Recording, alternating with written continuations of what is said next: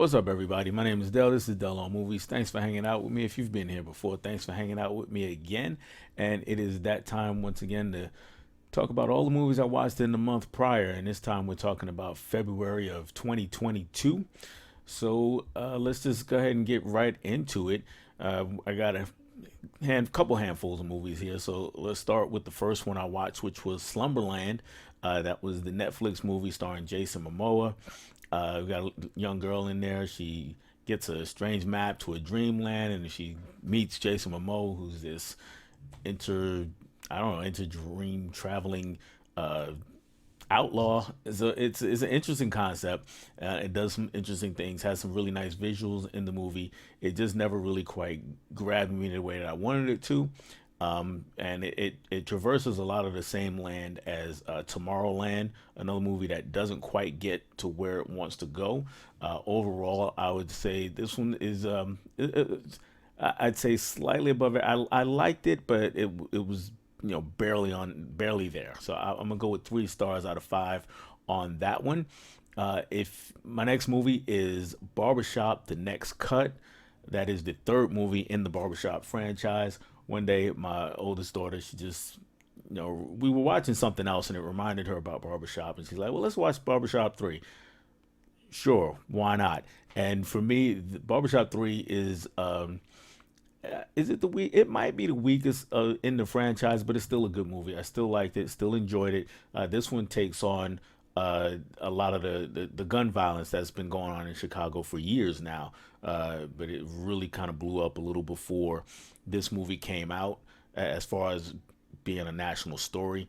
And this movie takes on that one. Of course, we got Calvin and the gang at the barbershop. We also get some relationship drama with Common, who's a new barber or new to the franchise barber in the movie, and his wife in the movie is Eve, who's a franchise vet.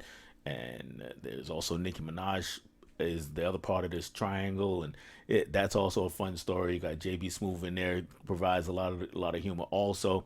So all in all, solid movie for Barbershop 3, or Barbershop The Next Cut as it's officially called. 3.5 stars for me on that one.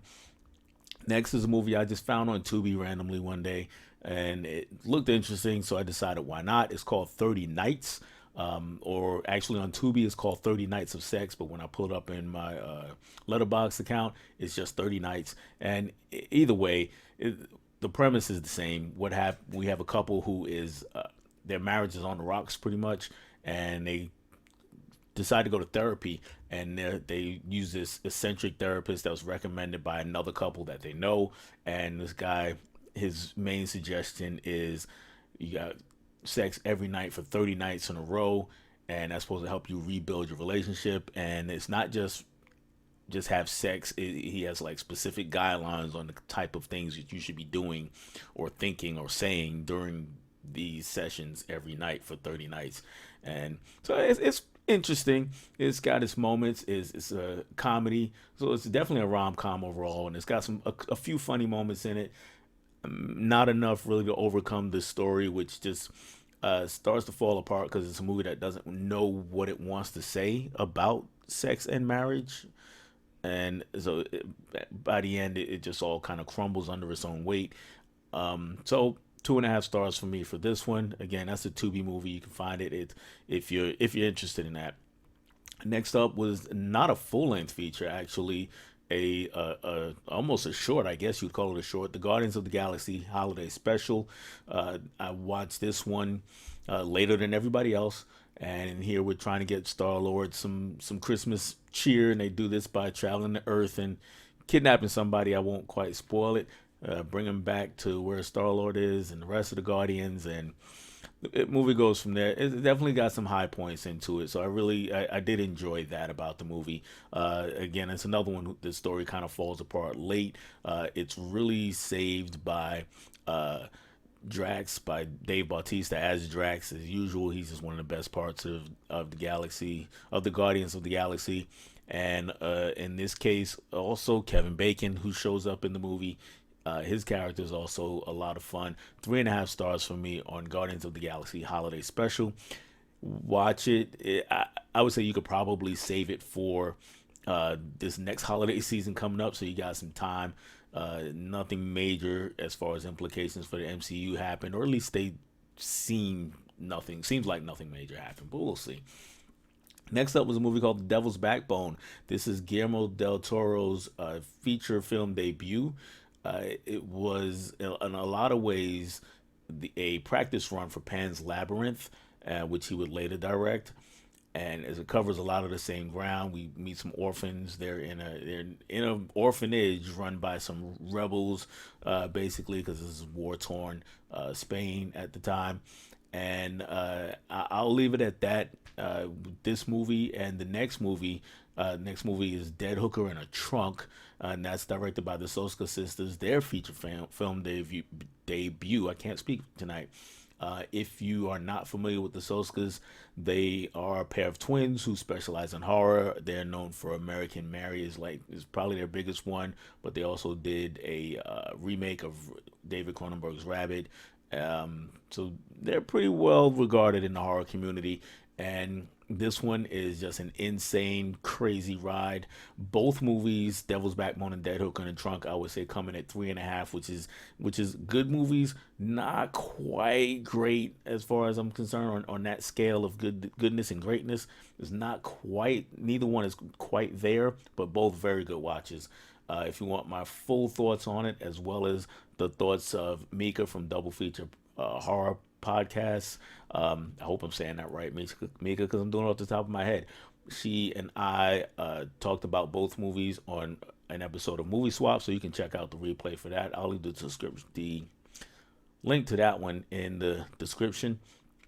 Next movie up is Empire of Light. And now, speaking of movies that don't know what they want to say, we have Empire of Light. This movie is Olivia Colman is the star. She's just an amazing actress in everything she does, and she's great here also. And in this one, she's an older woman. She's working at this movie theater.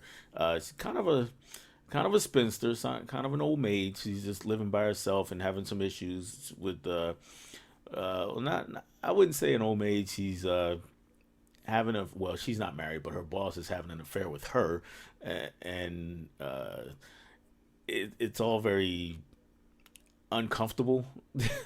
I guess is the best way to describe their relationship.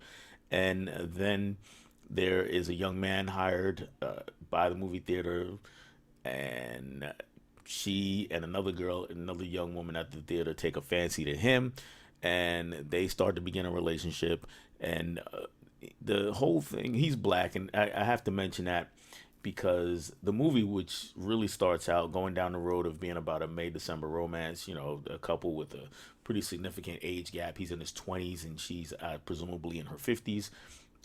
And we watch their relationship start to unfold, but then somewhere along the way, it gets to be about racism in England. The movie is an English movie. It's set in England and it's set in the 1980s. So it starts to deal with that towards the end of the movie. The problem is the two sides don't coexist very well, so the movie doesn't really go full bore in either direction. It kind of making a statement about racism, kind of making a statement about the age gap between this couple and how it should or shouldn't matter, but it never really lands the plane on either. So we get a movie that I like the movie overall. It just was an unsatisfying conclusion. So 3 stars for me on Empire of Light. Next is Up, Up, and Away. If you're not familiar with Up, Up, and Away, this is a Disney movie. It was a Disney TV movie, I think around 2000. Yeah, 2000 it came out.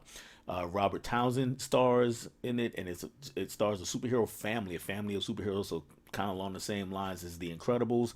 Actually, I would say more along the lines of Sky High, because it really covers almost the exact same ground as Sky High.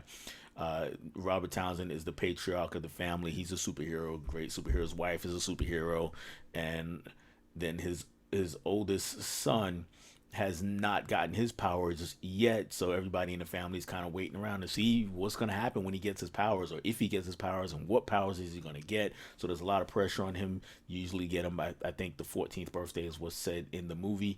So like I said, covers a lot of that ground, and just not as well as Sky High. So it's not a terrible watch per se, but it's not one that's super memorable either.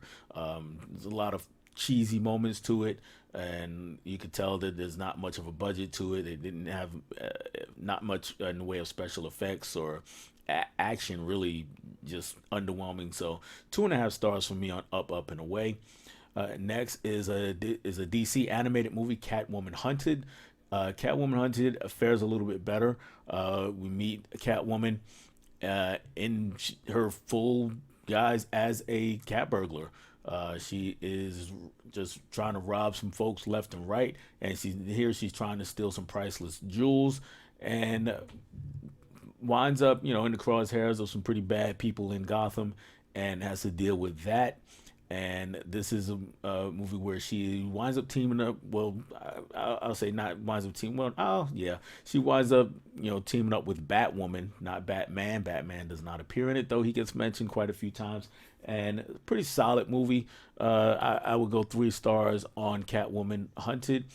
And if you see me, guys, keep reaching up here. What's happening? Just a little behind the scenes for you is I've got one window open where I'm shooting, and I've got another window open with my Letterboxd account, which I will leave a link to also. And that's just got my diary up here of all the movies I watched in February. And the next one is another DC animated flick. This one is a Green Lantern, but Where Are My Powers? So, yep, rocking the Green Lantern shirt. And I really enjoyed this movie. John Stewart origin story. We've almost always gotten Hal Jordan as far as on screen. John Stewart has shown up in some Justice League stuff. This is the first time he really gets to be the center of attention, and I really enjoyed his origin story.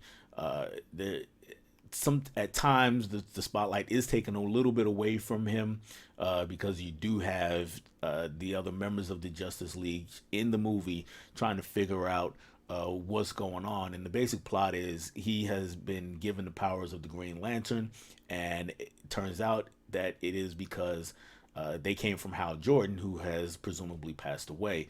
And of course, everybody in Justice League knows Hal Jordan as Green Lantern, so they're trying to figure out who this guy is, who's John Stewart, how did he get these powers, is he the bad guy, did he kill Hal Jordan, so on and so forth. And by the end of the movie, it's just a really good origin story for him. And I would go 3.5, close to 4 stars. It's a little bit better than 3.5 stars, probably not quite as good as 4 in my letterbox. I went with 4. But I think I might walk that back to 3.5 by the time this video comes up. And the next one is yet another DC animated movie, Batman and Superman Battle of the Super Sons. In this one, despite Batman and Superman being in the title, they really take a back seat. What's happening here is we have Damian, who is Bruce Wayne's or Batman's son. He's actually, well, not really a sidekick. He's kind of a co-lead in this one. He's teaming up with Clark Kent's son, Superman's son, as they try to stop some bad guys. Basically, after Batman and Superman and a lot of other the Justice League members have been incapacitated, so they're trying to figure out what's going on.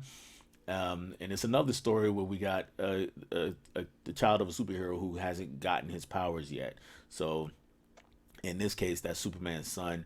Of course, Batman's son doesn't have any superpowers. He's just a super guy, I guess, a super kid as far as he's talented, and he's a trained assassin and all that stuff. He'll remind you of it in the movie. Really good movie here. Another one where I would fall right into that 3.5, 4 star range. I think I went with 3.5 on my Letterboxd. But yeah, definitely check out those if you are into DC animated movies. Another one is that I watched is the next movie, actually, Constantine, The House of Mystery. And this one did not fare quite as well for me. The titular House of Mystery is the first short. It's actually an anthology, but there's no wraparound story to this. You just get a few shorts put together to make a movie, and it didn't quite work for me. The first short, the opening short, the House of Mystery, which stars Constantine, did work for me. I really did enjoy that one. But after that, the other ones were kind of hit or miss. So overall, I would say 3 stars for me on the House of Mystery. So I would say I would definitely recommend, however, the previous Constantine movie, which was City of Demons, a full length feature. Go ahead and check that one out. This one, I would say 3 stars. I would say, it's definitely worth a watch. Um, just not a great movie. Next up is a great movie in my opinion, and this is The Last Dragon. If you're not familiar with Bruce Leroy and Show Nuff and everything that happens in The Last Dragon, Vanity, of course, you gotta watch it. It's a martial arts flick, but it's not one for people who are just into martial arts. It's definitely all 80s cheese. It's technically called Barry Gordy's The Last Dragon. If you're familiar with Barry Gordy, he is the man who brought us Motown back in the '60s, and this is in the '80s, so this is 20 some odd years later, and they were breaking into the movie business, and they gave us this gem, this hood classic, if you would. Um, I got to see this version. I've seen it many times before. I got to see this version on a big screen in a theater with lots and lots of people who had already seen the movie, and the special touch here was a live DJ who was doing the score for the movie and adding definitely a lot of his own choices, adding lots of hip hop that's not in the movie, and adding other cues in the movie. For instance, when something semi-sad would happen, he'd play a oh, sound bite, oh, that kind of sound bite, and we got a big kick out of that. And people were talking along with the movie because they were reciting the lines along with the movie. I had a blast with it, and like I said, this is a movie high on my nostalgia factor for me. So 5 stars from The Last Dragon. If you watch it, you might say, hey, this can't be 5 stars, but for me, it's a 5 star movie. So just take it as it is. Let's move on to Werewolf by Night. This is another Disney movie, came out in October around spooky season. It's a Marvel property.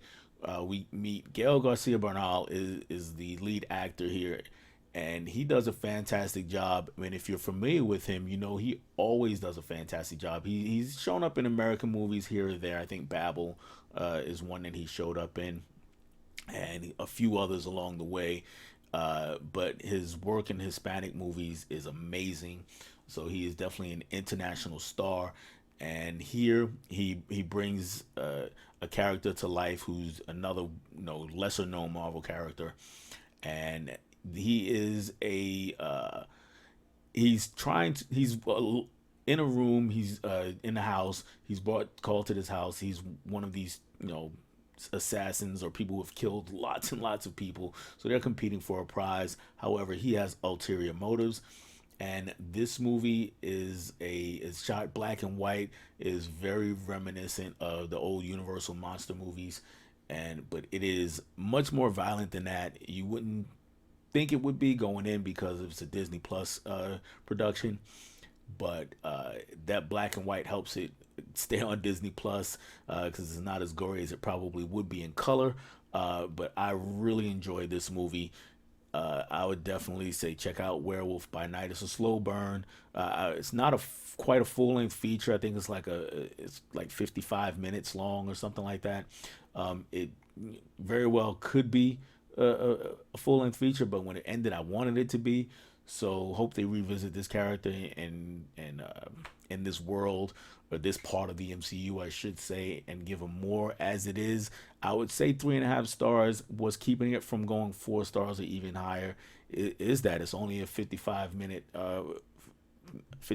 short, really. But I really did enjoy that one. Next up is South Central. South Central, another hood classic. OG Bobby Johnson, we meet him and we get to see him. He's a gangbanger in South Central. We get to see him, come out of jail and go back in and come out again, and watch all the things that take place in his life, during those various times. And a very poignant movie, came out in that rush of hood movies that happened in the early 90s. And this is one of the better ones, 4 stars from me. And I followed that up with Dazed and Confused. And Dazed and Confused is a Richard Linklater movie, and if you have heard me talk about Richard Linklater before, he's not a director that I really vibe with.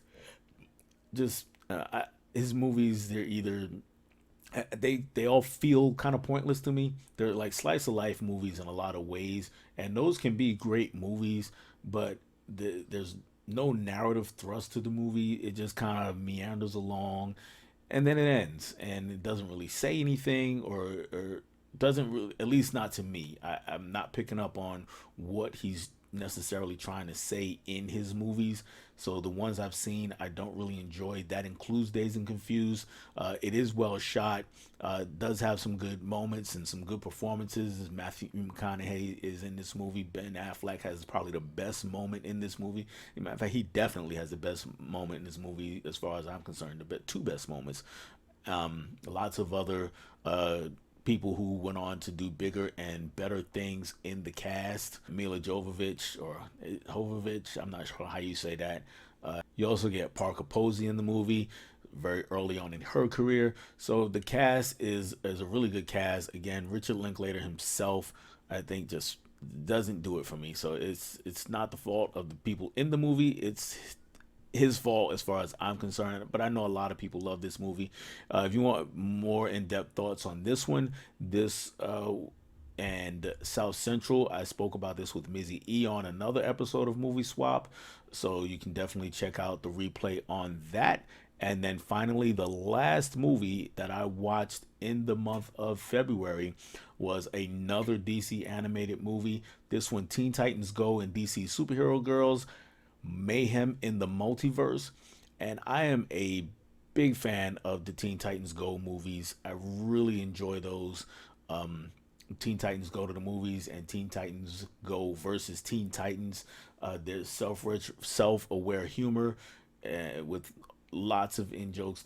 That stuff just resonates with me really well, and so I watch those movies and I laugh from front to finish. Sometimes I'll watch the TV series and do the same thing. I'll just laugh constantly.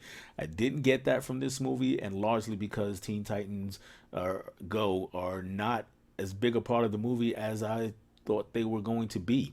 They're in a smaller portion of the movie. Most of it is focused on the DC superhero girls who are trying to save the world. We got another case where other superheroes are uh, are taken out of the picture, so to speak, and we have these superheroes who are lesser powered or think of themselves as lesser powered who have to try to save the day. In this case, it's the DC superhero girls. They've got a couple of other movies and they're okay. This one, when you put them with the Teen Titans Go, which I thought would have elevated them, instead it works to lower both because they're kind of competing for screen time, and there are a lot of characters when you put them both in. But the way the movie deals with it is we have a part with the Teen Titans Go, then we got long stretches where with the superhero girls, and then they kind of try to slap them together towards the end, and it's just really a herky jerky kind of movie. So it doesn't really work for me. 2.5 stars for Teen Titans Go and DC Superhero Girls Mayhem in the Multiverse. So those are all the movies that I watched in February. Like I said, I will leave a couple of links in the description to the episodes of Movie Swap where few of these movies were mentioned, and to my letterbox. As always, you can check them out and see what else I've been watching all year, what I've already watched in March that I'm going to talk about next month.